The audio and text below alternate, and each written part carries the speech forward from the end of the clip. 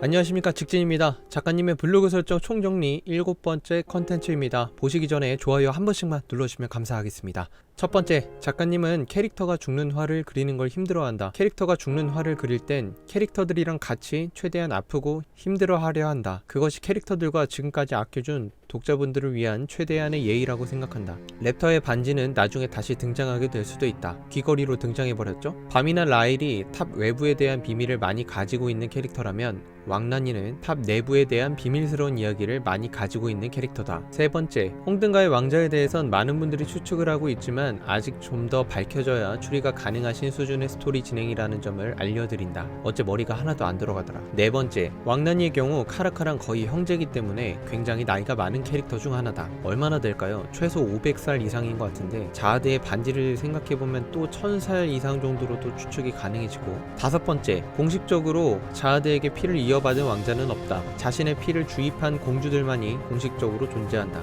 예전에 자아드의 공주들도 자아드의 피는 안 흐르는 걸로 이해했었는데 제가 잘못 알고 있었나요? 그냥 힘을 주는 별도의 방식이 있는 걸로 아는데, 왕란이는 자아드와 관련이 있다. 2부 프롤로그에서 나왔듯이 왕자들이기 때문에 반지를 지닌 캐릭터 카라카, 왕란의 이야기는 계속 풀릴 예정이다. 현재 왕자는 4명 정도로 추측이 되고 있고요. 일단 한 명은 빼박 대장이겠죠? 여섯 번째, 자아드가 오른 탑의 끝은 말 그대로 자아드가 이야기한 끝일 뿐이지 그 이후에 층이 남아있다는 것은 공공연한 사실이다. 하이랭커들의 최종 목표 또한 자아드가 공략하지 않은 층에 올라보는 것이다. 그것에 대해서는 이후에 자세히 나올 일이 있을 것 같다. 결국 언젠가 135층이 열리게 된다는 것인 것 같습니다. 일곱 번째, 새롭게 배운 신수 제어의 이름은 신원류라고 한다. 신원류는 앞으로 꽤 자주 무게감 있게 등장하게 될 것 같다. 작가님, 지금 신원류 무게감이 너무 안 느껴져요. 나만 그런지 모르겠는데 그냥 신수 빨아들이거나 독 퍼지는 거 멈추거나 오브에 담기는 양념 소스 같은 정도여서. 여덟 번째, 흔히 최근 등대지기로서의 모습보다는 다른 모습을 많이 보여줘서 포지션을 특화시키는 모습을 보여달라는 요청 때문에 쓸만한 등대 기술을 만들려고 노력을 많이 했다고 한다. 근데 신기한 건 쿠네의 새 기술이 미리 보기에 나왔을 때 사람들이 너무 강한 게 아니냐는 메일을 받았다고 한다. 아홉 번째, 퍼그의 G의 경우 그레이스의 약자이다. FU는 나중에 공개를 한다고 하는데 대단한 건 아니라고 한다. 그래서 많은 사람들이 추측하고 있는데 For Unforgettable Grace라고 하신 독자분의 댓글이 기억난다. 열 번째, 우렉과 대치한 카라카를 보며 카라카도 정말 강한 캐릭터인데 왜 자꾸 자기보다 훨씬 강한 캐릭터들과 매치업이 되는 건지 라고 하셨다. 이 말은 유리도 해당되는 듯하다. 나중에라도 카라카의 강력한 모습을 보여드리겠다 라고 하셨는데 그 이후에 볼 수 없었다. 마도라코를 결박하는 모습 정도? 11번째, 엘류와 관리자의 관계를 작게 바꾼 게 이번 전투라고 보시면 된다. 관리자의 새끼를 가진 헬조 대 비선별인원 밤과 우렉의 구도. 붉은 바리는 관리자의 새끼가 아닌 사체에서 떨어져 나온 관리자의 일부라고 보면 된다.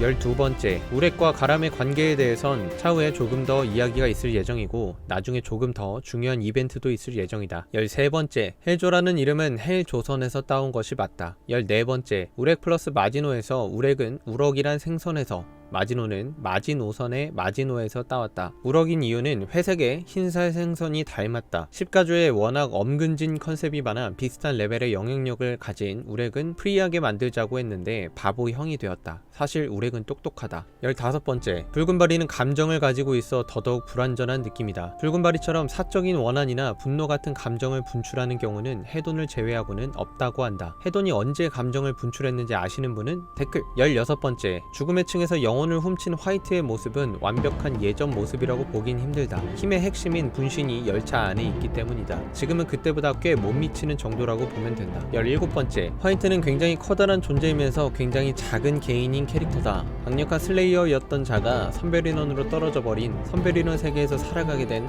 하이랭커의 존재를 그리고 싶었는데 그게 화이트다. 설정상의 붕괴를 막기 위해 영혼의 힘을 모아 강해진다는 설정을 추가했고, 그러다 보니 화이트의 극단적인 강함 이면에 아버지를 향한 열등감에 빠진 소년 같은 모습의 캐릭터가 된 것이다. 18번째, 대부분의 슬레이어들은 자신이 목표로 하는 10가주 플러스 자아드가 있다. 카라카의 경우 자아드고 화이트는 아리에다. 야마는 로포비아 쪽인 걸로 생각되고 루슬렉과 페포메모르세토의 포지션이 궁금해진다. 19번째, 구스타왕이 밤을 보고 자신들과 동등한 위치의 설자가 늘었다고 한 것은 단순 강함의 표현이 아니다. 문을 열고 들어온 자가 늘었다는 표현일 수도 있다. 20번째, 구스타왕은 전체 스토리에 굉장히 영향력 있는 캐릭터다. 전체 줄기에 있어서 흑막이라 볼 수 있는 캐릭터 중 하나이다. 어째 V를 욕할 때 아차 싶더라고. 시청해주셔서 감사합니다. 다음 영상은 12시 낮에 업로드하도록 하겠습니다. 직진이었습니다.